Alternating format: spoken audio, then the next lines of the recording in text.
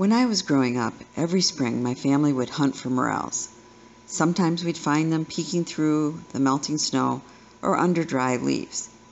My cousins and I would spend time swinging on the grapevines, looking under rotting trees for salamanders, or stomping on puffballs. Well, now our old stomping grounds are filled with houses instead of woods. However, I sometimes still have luck finding morels right here at home. So I want you to come along with me for the 2014 Morel Mushroom Quest. Sometimes we're lucky enough to find morels growing right next to the driveway in the ground cover. Now that makes easy picking. Isn't this one a beauty? It was absolutely huge. We found it in 2011, and we call these type of mushrooms beer can mushrooms. It's a morel that actually grows as big as a beer can. Now finding these are rare and we don't find them every year, but it sure is fun when we do.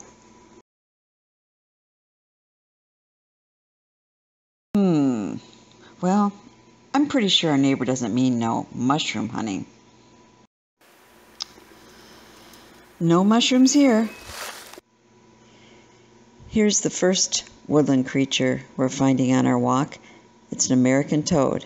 It really blends in well to all of the leaf litter. Oh, here's one of my favorites. It's the eastern box turtle. They're kind of more like a tortoise because they're a land turtle. They're pretty amazing. They can live, some say 50 years, some say up to 100. Not sure which. This is the third one I actually found walking in the woods today. We had a very harsh winter with a lot of snowfall and very, very cold temperatures. It was very hard on the local wildlife. Unfortunately for this deer, it didn't make it and became food for others. The beefsteak morels here are already starting to get old and the ridge is starting to turn black. Some people actually eat these beefsteaks, but we never do. My understanding is the poison in them is cumulative, and you can eat them safely for years, and then one day take a bite and you're dead. I guess there is a chemical in the beefsteak that is also found in rocket fuel. These little brown mushrooms or toadstools, I'm not sure which they are an excellent sign because they always emerge about the exact same time as we find the first yellow morels. So I think we're going to get lucky today. Come over here. I found some. See, I wouldn't have found them because these are so much lighter. There's one right here, here, there. Oh, this is a good area.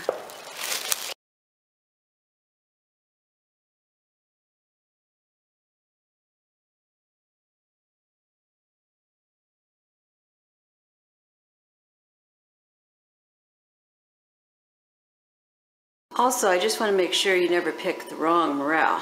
This is a real morel. It's a yellow morel. You can see hollow stem and see how it just goes in like this. The stem does not keep on going in to the actual mushroom itself. This is a real morel.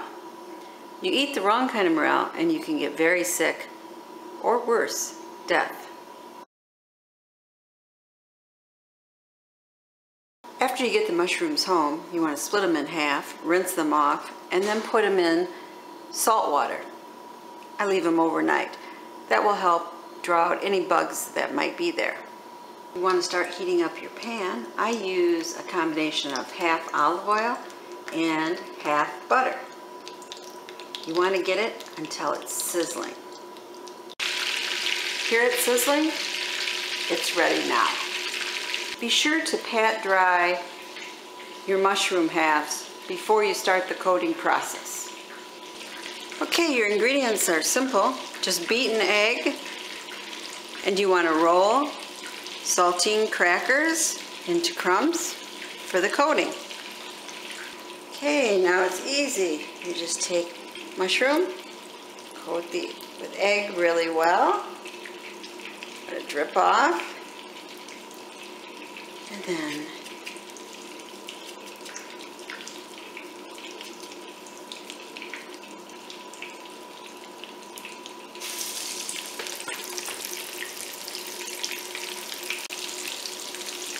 Don't overcrowd the pan. You're going to need to turn them over when they're halfway done.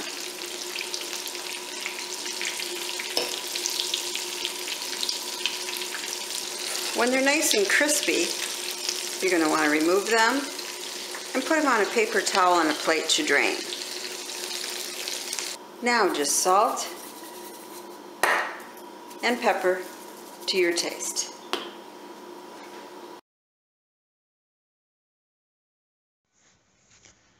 Well, we didn't find a bushel basketful like some people do, but we sure had fun on our quest and have enough morels for a couple of meals. And there's always next year. This is Pepper Potpourri asking you to please subscribe and share the knowledge. Thank you.